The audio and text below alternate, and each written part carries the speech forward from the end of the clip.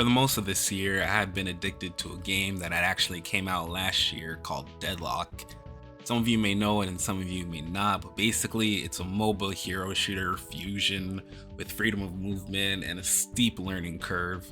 The first 50 or so hours I played, I was basically just inting my brains off before things just started to click. So you select three characters from this insane roster of heroes, each with their own specialties, qualities, abilities, ultimates. And one way that I tell people how to choose a character is to just choose whoever looks cool to you, honestly. You load into a match with 11 other people because this is a 6v6 instead of what would be the normal 5v5. So that's one thing already that kind of differentiates itself from other titles in the same genre. The map is separated into 6 lanes total with 3 on each side, and you are either thrown onto one of two teams, the Sapphire Flame or the Amber Hand. In the lane, you have a laning partner who will play out the 2v2 lane with. The goal of the laning phase is to take the enemy team's tower while building up your own economy. Now, how do you do that? Within the lane are these minion creeps who will fight it out, and killing the opposing team's minion nets you money from these orbs that pop out of their bodies that you can use to purchase items from the in-game item shop.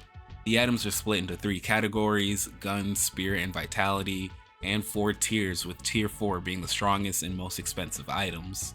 Gun, as you can guess, increases the damage of your weapon. This is your AD equivalent if you've played League. Spear determines how strong your character's abilities are, so this would be your AP, and Vitality is literally just that, as it manages your health. The goal of the game is to eventually siege the enemy team's base and destroy their patron. To do that, you need to kill the enemy walker after taking the first guardian, then kill the base guardians, and finally the enemy shrines before you can attack the patron.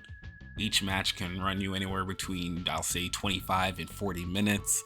Past the 15-minute mark is the mid-game, and here you're either doing objectives like the urn, where if you deliver it to a designated point on the map, then you will net your team a lot of souls. Souls are this game's currency. Or the mid-boss, which is a large monster that if your team kills and collects the crystals it drops, then your team will have a 3-second lives. This isn't forever though, so if you manage to win this over, then it's best that you use those second lives to your advantage. In the later stage of the match, you would be grouped up with your team looking for picks or team fights, as one mistake costs you the entire game at this point.